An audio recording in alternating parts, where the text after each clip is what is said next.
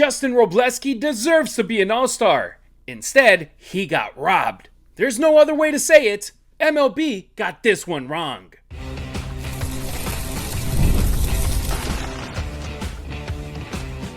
You are Locked On Dodgers, your daily Los Angeles Dodgers podcast. Part of the Locked On Podcast Network, your team every day. I'm Harry Ruiz, that's Travis Rodgers, and it's time for Locked On Dodgers. On today's show, Edwin Phillips is officially back. Edwin Díaz isn't far behind, which means somebody currently in this bullpen isn't going to have a roster spot much longer. The Dodgers finally played their first extra inning game of the season, and it somehow turned into absolute chaos before Dalton Rushing played hero. But first, Travis, Justin Wrobleski didn't make the All-Star team despite putting together one of the best first halves by any starter in baseball. Was he flat out snubbed?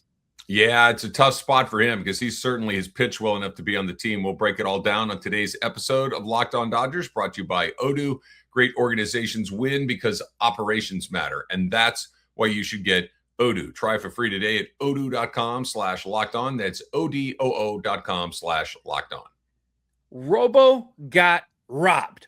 Justin Wrobleski should be an all-star, and I don't even think that's a hot take anymore because when the rosters first came out, maybe you could understand how stacked the National League pitching is this season. There are legitimate Cy Young candidates everywhere you look. Just start off with Mizorowski, with Christopher Sanchez, with Yoshinobu Yamamoto, but once you actually start comparing seasons, it's really difficult to explain why Justin Wrobleski isn't going to Philadelphia. And let's start with what he's done. He's sitting at 2.8 ERA, 10 wins, 14 starts. And maybe the biggest thing here is that he's become a big reason why the Dodgers have the best record in baseball. Because think about where this rotation has been all season, Travis. Blake Snell hasn't pitched. Tyler Glasnow barely pitched. Roki Sasaki has had his struggles. Emmett Sheehan, same thing as Roki. It's been an up and down. You feel like you're in a roller coaster in Six Flags. You can just say Shohei Ohtani, Yoshinobu Yamamoto, and Justin Wrobleski have been the constants when it comes to pitching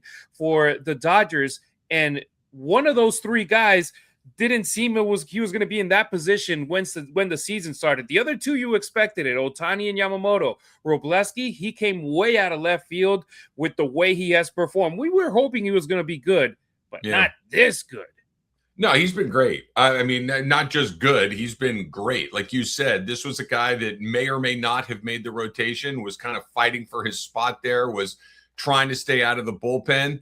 And we're done with that. Like he has anchored himself into that rotation. The only other name I'd throw in there with Yamamoto, Ohtani, and Wrobleski has been Eric Lauer. I know we'll get to him in a second, and not for an all, but my goodness, has he been terrific for the Dodgers since they kind of just said, let's just grab him and see what happens. That's a topic for another day, but he's been really good too. Justin Wrobleski should be on the All-Star team, but here's the problem, and this is just the reality of how this game is formatted. You have to get a guy from every team, and it's a weird two-way sword where if you're on a really good team, you have a really good chance of making the All-Star team, but there's a tipping point where there are so many good players on your team that are going to be locked into this game that any of those extra spots are really unlikely to go to a fellow teammate, that you got to get a guy from each team in there. That's just the way that this thing is formatted. And if you are, you're down to the last couple of spots and you still need to find a way to get a Colorado Rocky or a San Francisco Giant on that list, that means that somebody that the Dodgers already have 5, it makes it a little more challenging to get there. By the numbers, he absolutely deserves to be there. He has been terrific. He has been steady. We're getting to that point, Harry, I think that you and I kind of look at this the same way, which is when he takes the ball and goes out there, the only surprise anymore is when he pitches poorly. And it hasn't really happened anymore. Before, it's kind of, that was a nice game. Okay, let's see what happens next. And that's a good, okay, there's a bad one. That's kind of what it is. Not really anymore. The clunker is the exception, not the rule or not the expectation. He's been great. I'm hopeful that maybe once these rosters get a little closer to the game and guys have pitched right before the All-Star game, maybe they're unavailable and you got to add more arms, that maybe there's a backdoor way for him onto this team, that Dave Roberts is the manager. I think will benefit him in that situation. But He's just caught up in a numbers crunch. Unfortunately, it has nothing to do with his performance, because his performance has absolutely been all-star worthy. And I already went through all the starters, when their last start was, when their next start is supposed to be. And here later in the segment, I'll tell you which starters aren't supposed to be available for Tuesday's All-Star game. But for now, I got a cool exercise. Let's blind compare Justin Wrobleski to two other pitchers that were selected to the All-Star game this year. And right there on the screen, you got the stats from three different players. For those of you listening, I'm sorry, but we'll talk about the stats. In the middle, it's pretty obvious. 10-2, that's Justin Wrobleski. 2.4 WAR, 14 starts, 15 games, 2.8 ERA. The walk number 18, 4.99 walk ratio. Travis, you got a guy on the left, a guy on the right. The one on the right has more innings than the Wrobleski and the other player, 97. Yeah. His record is 6-8. His ERA is 3.62. The part where he absolutely demolishes the other two is the strikeouts. 119 versus 64 from Wrobleski and 78 from the others. But statistically, you see that Wrobleski has been a better pitcher than the one on the right. The one on the left, it's like night and day, right? If you would have to pick one and the other, you would definitely go with Wrobleski. Oh, yeah. No, the player on the left does not have a single bold number next to his name. He doesn't lead among these three players in any category. All of those are pretty nice seasons. You know, you're talking about pitchers with over 1 WAR at this point is impressive. This means that you're doing more than just, holding your own. But no, the Wrobo numbers are the ones that jump out for sure, especially when you start looking at walks and you start looking at wins and ERA. He's running away with this thing. No doubt about it. So for those of you only listening, the two players that we're comparing to Justin Wrobleski have 1.6 WAR. Wrobleski has 2.4 WAR at the moment. Travis, would you like to guess who these other two guys are? I don't know who the one on the left is. My guess on the right is Skeens, because Skeens has been, Skeens strikes out a million guys. Skeens has had a really rough patch over the last couple of starts, maybe even more than a couple of starts that he's gone. So I'm guessing Skeens on the right. I have no idea on the left. All right, let's go with the big reveal here. Yeah, there you go. Logan Webb was the guy on the left that we say Justin Wrobleski. We don't say, we can see that Justin Wrobleski has been better than him this season. The guy on the right, it's Paul Skeens. Shout out to Baseball Reference. Shout out to StatHead for allowing us and giving us this tool to be able to compare these players. And Travis, Paul Skeens, I'll say it. Okay, he's a superstar in baseball, and he's the only Pittsburgh Pirate selected to the All-Star game. Give me the excuse to why Logan Webb is an all-star when they already have Luis Arias as a selection in the all-star game the San Francisco Giants do. Yeah, it's a good question, Harry. I don't have a good answer for you. You look at Webb's stats, and like you said, other than Webb being a very good pitcher for many, many years in Major League Baseball, and he's kind of a known quantity, he's a known name. Like if at the beginning of the year, if we were just listing the best pitchers in the National League, you're probably going to say Logan Webb's name. He's a terrific performer. He's a fierce competitor, but his performance is good. It's not like this is a bad resume. He's on a bad team. That certainly doesn't help. But like you mentioned, Skeens is maybe one of the biggest names in the sport outside of Ohtani and Judge. But Webb has certainly not performed, to the level of Justin Wrobleski. But again, Wrobleski's caught in the crunch of there are already 5 other Dodgers. I think that's the big one. But I'm with you. Wrobleski's numbers are certainly all-star worthy. Skeens has had a really rough patch over the last month or so. So hopefully he gets it squared away. But you're right about Webb. Webb's numbers do not jump off the page at you. And especially considering they have representation already, that doesn't make a ton of sense to me. I'm 100% on your side. And now let's go with the guys, because like you said, there's still an avenue, a way for Justin Wrobleski to end up being in the All-Star game, because there's going to be pitchers that drop off either for injury, for being used on the weekend, whatever, or just wanting to rest. Here's the list that I already got through. So Chase Burns, Max Meyer, Jacob Mizorowski, Paul Skeens, and Logan Webb, they all should be available to pitch on the All-Star game. Christopher Sanchez, interesting because he's scheduled to pitch on Sunday, Travis, but I have a feeling that they might skip his start on Sunday so he's able to pitch in the All-Star game because the game is in Philadelphia. So I have him on the available list. Now, the guys that I'm pretty sure won't be available. Eduardo Rodriguez from the D-backs. He pitches on Saturday. Chris Sale from the Braves. He pitches on Friday. He's an older guy, a veteran guy. I understand also the argument you did on yesterday's show where some guys will use it as their throw day before being up on the mound, but yeah. I'm just putting him out there as an option. And here's the best one that it would be ironic. Yoshinobu Yamamoto, he pitches on Saturdays, so he won't be available for the All-Star game because they're not going to pitch him on Tuesday, in my opinion. So that might end up being the key where Yoshi won't play and Justin Wrobleski takes a spot. That's the cleanest way, quite frankly, is one Dodger out, one Dodger in. And Yamamoto obviously has performed like an all-star. I don't think that, it would certainly be an honor to get a chance to pitch in that game. He has earned his right. He's also earned the right to not do it. The Dodgers have asked so much of him over the last couple of seasons.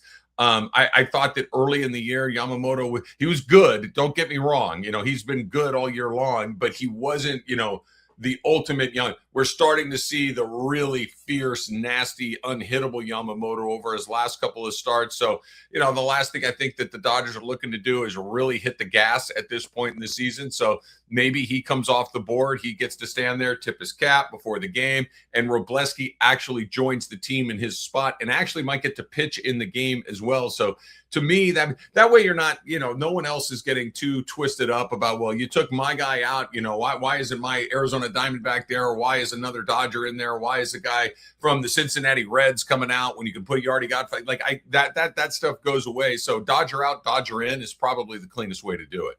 No doubt about it. And here's another thing, Travis. This isn't just about one All-Star game. This changes perception. It changes national recognition, and it changes also arbitration down the road and his resume. I mean, how awesome would it be for him to be able to say All-Star Justin Wrobleski?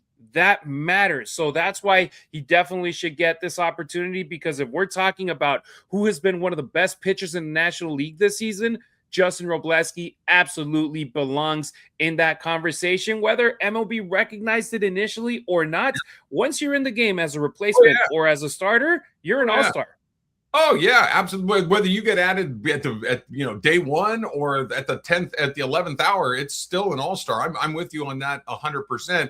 And look, I hope this isn't true, but there's a chance this is his one shot to make this team. This happens all the time where guys make the all-star team once. They have an incredible half of a season and they get added to the team for all the right reasons, but then you just never kind of rediscover that same level. Think about a guy like Tony Gonsolin. Tony Gonsolin made an all-star team. He deserved to make an all-star team. He pitched like an all-star, but he never sniffed another all-star and probably will not at any other point in his career.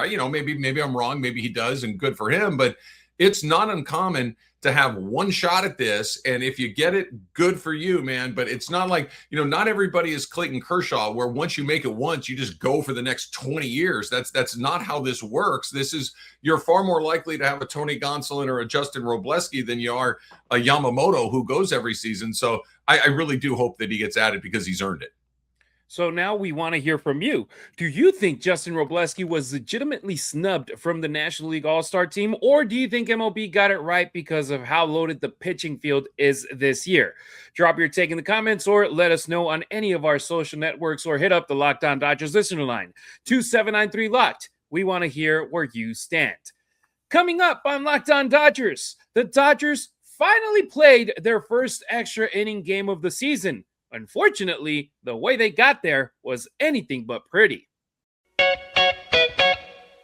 Running a business shouldn't feel like you're trying to connect a bunch of systems that were never designed to work together, right? One app for accounting, another for inventory, another for sales, and somehow none of them talk to each other. That's where Odoo comes in. Odoo is the all-in-one business management software that brings every part of your business together in one powerful platform, from sales and accounting to inventory and marketing, everything works in one place, helping your team move faster, stay organized, and focus on growing the business instead of managing your software. You know this, right? The best organizations know that success isn't just about talent. It's about having everyone working towards the same goal. That's true in sports, just like it is in business. Think about the game that we're talking about, right? One part of this, the bullpen breaks down and everything else gets a little more complicated. But when it all starts to work together, now you got it. Now everything works exactly the way you want. Great organizations win because operations matter. And that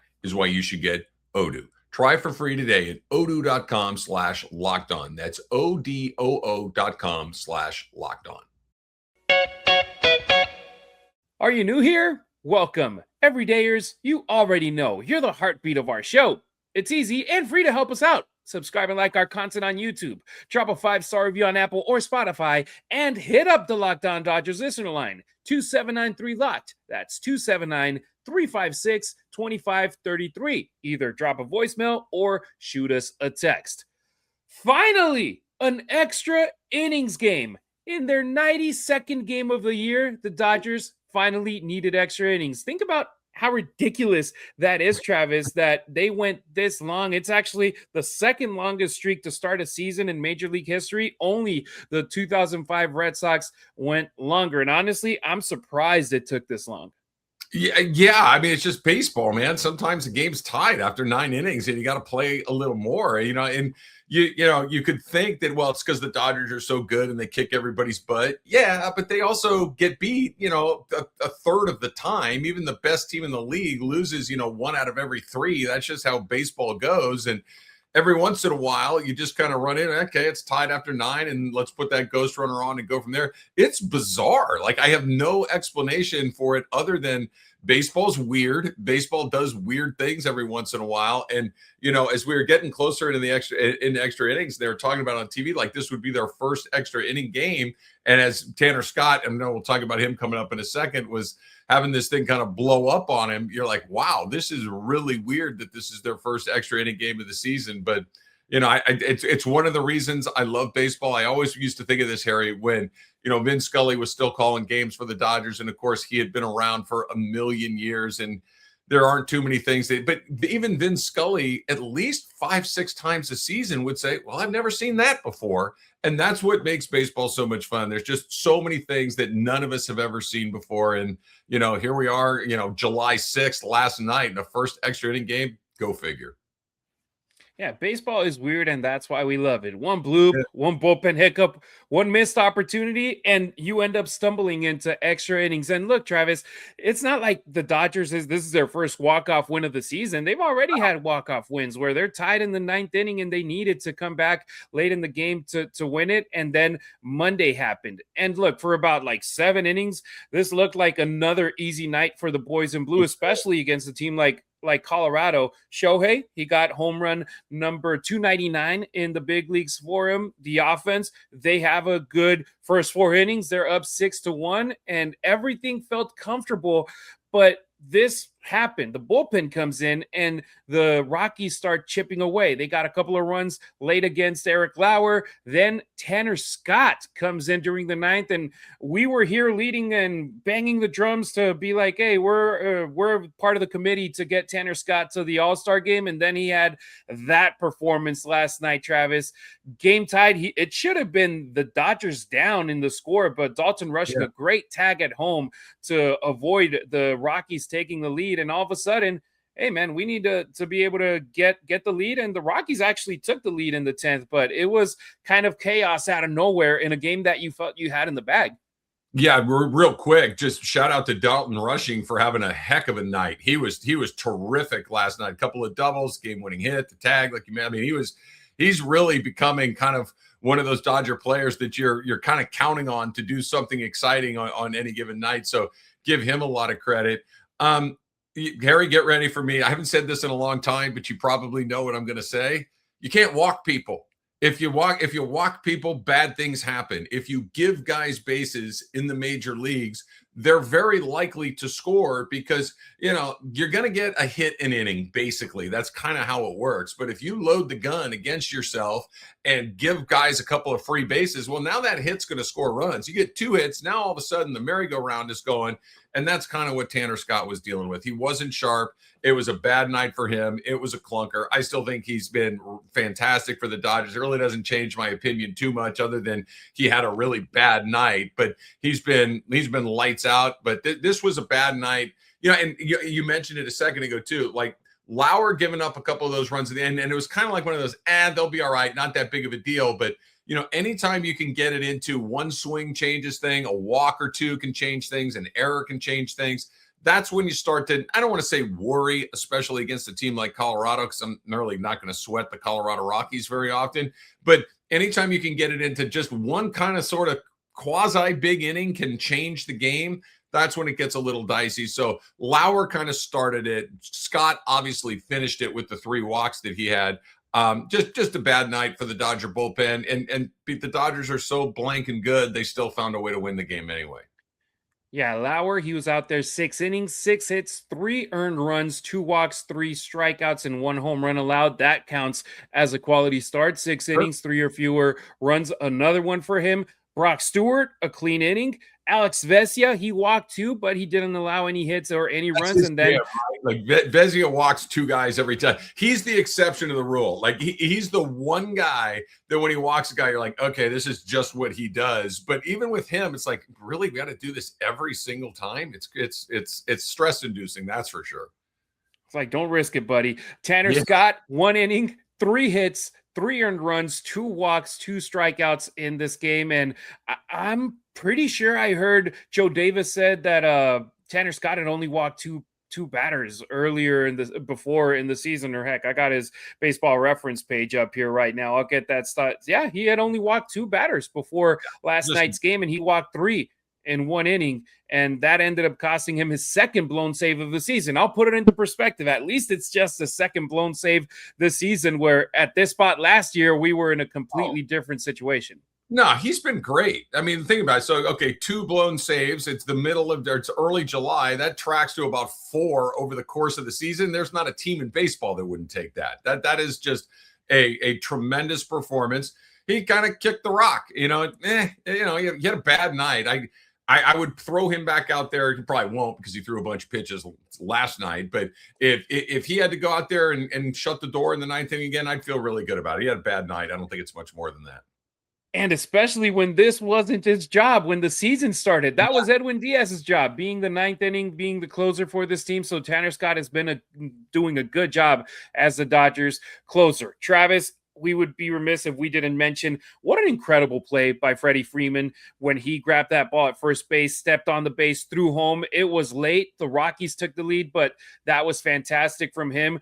Earlier 9th inning, the relay from Miguel Rojas to throw home to get the runner and not allow the Rockies to take the lead. Those 2 huge defensive plays. The Dalton Rushing will steal the spotlight with the walk-off hit, but without those, I feel the Dodgers don't win this one. It's funny. I was talking about this on my radio show yesterday on ESPN LA 710, and I was kind of getting into the idea of, the Dodgers are going to play the next 3 months basically without any stakes. They're going to play 3 months where the division has already been decided. They're very, very likely to be the top seed. They're going to have the home field, et cetera. So, like, how do you stay sharp? And I think what you just mentioned is a really good point. This is a team that's got Miguel Rojas and Freddie, guys that are just pros. They're going to do it the right way at the right moment almost every time. And I feel like we kind of get lost in the Dodgers with this, because they have so much talent, because they have so many guys that go to all-star games. They're going to end up in the Hall of Fame, that they're winning World Series. They do all those little things that you just talked about, Harry, really, really well. Like what? And I don't mean to pick on the Mets because they're having a terrible season, but how many times are you watching highlights where the Mets are just looking like a bad high school team, throwing the ball all over the field, and they just can't seem to make a right decision? The Dodgers so rarely have moments like that. I think it speaks to Dave Roberts. I think it speaks to their coaching staff, and most of all, their players and their level of professionalism on just getting everything right, even in a game on a Monday night against a terrible Rockies team. They're still doing the little things inning by inning, game by game, and that's why they are who they are. Yes, sir. And then you had Dalton Rushing getting his second walk-off hit with the Dodgers. A 3-hit night for him. Also a 3-hit night for a fellow of the name of Shohei Ohtani, who had the 2-run home run to take the lead. He also had an RBI single and a 3-hit game for a fella by the name of Kyle Tucker, who don't look now, Travis, but his batting average is over 250. Yeah, he's heated up. He's had a good few weeks. And, Kyle Tucker's probably one of the few guys in baseball that's like, man, I don't want the All-Star break coming right now. He's finally swinging the bat the way that, you should swing the bat when you're making $60 million. Still not driving the ball a ton, but, baby steps, right? He's getting hits, and I'm glad to see that he's turned the corner. That's very good news for the Dodgers. Hopefully he stays hot. Among players with at least 60 games played for the Dodgers, he only trails Shohei Ohtani, Freddie Freeman, Miguel Rojas, Max Muncy, and Andy Pages when it comes to batting average at the moment. I know it's still a long list when you're a $60 million man, but we'll take it compared to what we saw at the beginning of the season. And with this win, the Dodgers become the first team in baseball to 60 wins. It was stressful, but a win is a win. Now, it's your turn. Are you more excited that the Dodgers found a way to win their first extra inning game of the season, or are you more concerned that they blew a 5-run lead to the Rockies in the first place? Drop your answer in the comments or hit us up on social. I'm at Harry Ruiz on X, at Harry_Ruiz on Instagram, or on TikTok at Harry Ruiz_. Travis is available on X and IG at Travis Rodgers. Next on Locked On Dodgers, Evan Phillips is officially back. Edwin Díaz isn't far away. Blake Treinen will eventually follow as well. That's great news, unless you're one of the relievers currently occupying a bullpen spot. Have you ever noticed how the second you first search for something online, ads for that exact thing start following you everywhere? Maybe you're traveling, you're trying to access a website, stream a game, or watch something that you normally watch when you're at home, and suddenly you hear with the message, this content isn't available in your region. That's why more and more people are turning to Proton VPN. Proton VPN is a secure VPN service designed for people who want more privacy, more security, and more control over how they experience the internet. It helps keep your online activity private, protects your data on public Wi-Fi, and gives you access to the internet the way it should work. Open, secure, and on your terms. Unlike most VPNs, Proton is backed by strong European privacy laws, has a strict, independently verified no logs policy, and is built by a company focused on protecting users, not tracking them, right? I mean, I just traveled outside of the country and I'm trying to watch a game and I couldn't get it. And it's all this incredibly frustrating areas where, you got to go through this and that, and you're just not worried about this website. And I don't know if this is work. Should I put my information in here? You just never feel good about it. So why not get started right now? Proton VPN is offering our listeners 70% off a 2-year plan when you go to protonvpn.com/lockedonmlb. That's protonvpn.com/lockedonmlb for 70% off your 2-year plan. That's protonvpn.com/lockedonmlb. Check out Pete Fox on our YouTube channel with the Locked On Dodgers postcast right after the final out for immediate reaction of every Dodgers game. Who loses their spot? The Dodgers have a problem, a really good problem at that. They're getting healthy. Evan Phillips is back. First of all, what an awesome moment being able to be activated, Travis. Over a year removed from Tommy John surgery, months of rehab, countless innings in Oklahoma City where he was out there for the last month, and he's finally back in the big leagues where he belongs. And you could hear it in his comments. He almost hasn't even processed it yet. And everyone else, they were congratulating him, but he was locked in. He was the last guy in that bullpen for the Dodgers last night. I don't know if you heard who was going to pitch if they still had to go more extra innings. Eliezer Alfonso Jr. So good thing Edgardo Enriquez took care of business last night. Yeah, no, that gets weird when you're, a little shorthanded because you're juggling roster stuff at the last minute, and then you get your first, they probably last thing the Dodgers have been thinking about is what if the game goes super long? They haven't had one all season long, but Yeah, no, having Evan Phillips back, it's interesting because he hasn't pitched in a really long time at the major league level. So I'm interested to see what he looks like, because if he looks like Evan Phillips, that's another weapon that they're going to be able to deploy. That, you know, he'd be a high leverage arm on just about every team in baseball, and the Dodgers might use him in the 6th inning, you know, regularly. So buckle up, Dodger opponents. And the deal is, Phillips, his return is only the beginning for the Dodgers, because Edwin Díaz isn't very far away. He's supposed to come back after the All-Star break. He's going to go to Arizona during the All-Star break, and then once baseball activities resume, he's going to go over to OKC to be with the Comets. Blake Treinen shouldn't be too far behind him, and unless injuries happen, the Dodgers are going to have some very difficult conversations. And let's look at who's currently there in the bullpen, Travis. Jack Dreyer, Edgardo Henriquez, Kyle Hurt, Will Klein, Evan Phillips, Tanner Scott, and Brock Stewart. So when Edwin Díaz returns, one of those names is gone. When Blake Treinen returns, another one is probably gone. So who makes the most sense? And let's look at guys that I feel that have their roster spot in a good spot right now. Edgardo Henriquez, we saw it last night. You're not going to send him down. That fastball is electric as it is. His ceiling is enormous, and we've seen way more of the good Edgardo Henriquez than the bad Edgardo Henriquez. Yeah, I don't have much to add to that here. I think you're right. I think he's been one of those guys that when he, you know, it's a little like Will Klein. I'm sure we'll talk about him in a second. We've gone from, yeah, man, I don't know what this guy's going to give you, to, yeah, he's going to be really good. I'm a Henriquez fan. He's harnessed that incredible arm. He throws the ball over the plate, and he's another one of those very, you know, Dave Roberts, he talks about the trust tree all the time. Like that is a very healthy tree at the moment, with a lot of branches that he can go and try a lot of different guys in right now. So no, I'm with you on Henriquez. And that's a strong branch when you talk about one of those branches on the tree with Edgardo Henriquez. Will Klein, he's proven that he belongs. Yeah. Evan Phillips, Tanner Scott, they're obviously not going to be sent down. Kyle Hurt, that's a big question mark, but I feel that he's probably safe too, because the organization has waited a long time for him to get healthy, and he has taken advantage of the opportunity that he has had. Do you feel that Kyle Hurt could potentially be a casualty, or do you feel that the way that he's played, he's in a better spot right now too?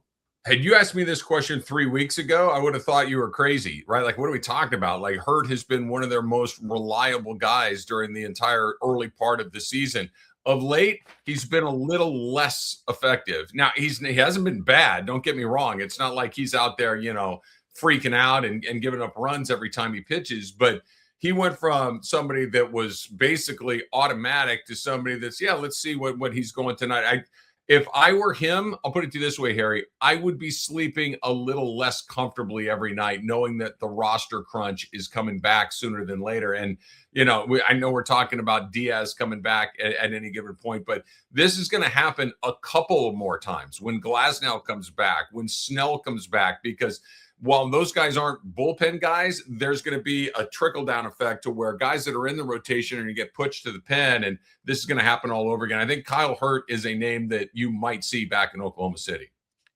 Great point, because I got a feeling that you're not going to get rid of Eric Lauer. I have a feeling that you're not going to send down Emmett Sheehan. So when you end up needing to find a way to keep these guys, you're going to do it via the bullpen. So it might be a casualty when it comes to a roster spot for him. So that leaves us with Jack Dreyer and Brock Stewart. Those are probably the two names that I keep coming back to when it comes to this list, because Stewart has experience. He's been solid, but he's also the type of veteran who could become a roster casualty simply because the Dodgers have younger options with more long-term upside. So that's one that I'm keeping an eye on. And Dreyer, he's been kind of like when you talk about Emmett Sheehan and Jack Dreyer, a roller coaster, or like a box of chocolates. You never know what you're going to get with him. Yeah, Dreyer being left-handed certainly helps him too. I think you always want to have some left-handed options out of the bullpen. The Dodgers have some, obviously, but Stewart hasn't. He just hasn't pitched enough for the Dodgers to feel really anything about him, good, bad, or in the middle. It's just he has not been around enough to kind of feel like, okay, this is a guy that I do trust. This is a guy that I just don't know. We just haven't really seen him enough. Dreyer is a bit of an, an unpredictable quality, but he's incredibly durable. We've seen him be, really effective. So I like the left-handedness of Dreyer. I like the fact that he's been, pretty solid health-wise. I know he missed a little bit of time this year, but I think Dreyer probably noses Stewart out. I think Stewart may be the odd man out. Right-handed in, right-handed out. That makes a little bit of sense to me as well. So I think if I had to pick, it's probably Stewart or Hurt, and I'd lean towards Stewart. Yeah, and those are hard conversations that you got to have, but at the end of the day, they're good conversations to have, because that means that the quality of the bullpen is going to increase when you end up getting a guy like Edwin Díaz back. I don't care what you think about Blake Treinen. He has shown and proven that he's a quality reliever in Major League Baseball over the years, and they're coming back soon. Like you said, Blake Snell, Tyler Glasnow, they'll eventually be back. When? I have no clue because of the health situation with both of them, but they'll be back and there'll be more conversations. But they're good conversations to have, even though we know that they're difficult for the players that will end up having it in the back of their mind every time they're out there in the bullpen and being like, man, this might be my last chance. I better go up and show out. Yeah, say it with me, everydayers. These things tend to take care of themselves. that guys get nicked up, guys get hurt, guys don't perform well. These things tend to take care of themselves. It's exceptionally rare where you have too many good players and not enough spots to put them. Once in a while, sure, and it's the ultimate, champagne problem for the Dodgers to have, but these things tend to take care of themselves. And definitely, if an injury ends up happening, Travis, and I'm knocking on wood, hoping that's not the case, I'll be like, damn it, Travis was right, man. Things work themselves out right there. And it could be an injury, right? Where it's not really an injury. It's more of a, hey, look, man, sorry, you drew the short straw. You got to go down to the minor leagues, but stay sharp because we're going to bring you back because there may be a real injury around the corner. Or in the case of a guy like Eric Lauer, who I'm pretty sure doesn't have any options available in his contract, is like, well, do you want to continue with the team or not? We'll put you in the injured list for 2 weeks, and we'll see if a spot ends up opening next year. Because when Blake Snell comes back, how long is he going to last? Hopefully the rest of the season, but you never know. When Tyler Glasnow comes back, how long is he going to last? Hopefully the rest of the season, but you never know. So here's today's biggest roster question for you checking out our show. When Edwin Díaz comes back and eventually Blake Treinen too, who do you think should be the odd man out of this Dodgers bullpen? Who loses their spot? Let me know in the YouTube comments or reach out on social media. All right, that's going to do it for today's episode. Thank you for making Locked On Dodgers your first listen of the day, and thank you for making Locked On the #1 sports podcast network. We'll be back on Wednesday to recap Justin Wrobleski's latest push to be named an All-Star as he takes the mound for the Dodgers on Tuesday night. If you're watching on YouTube, stick around and check out the 24/7 National Locked On Podcast Network channel. And if you're listening on audio, make Locked On MLB your second listen of the day. Travis and I appreciate you riding with us in this episode that went a little bit long, but that we had fun in. Until next time, keep it real, keep it Dodger Blue.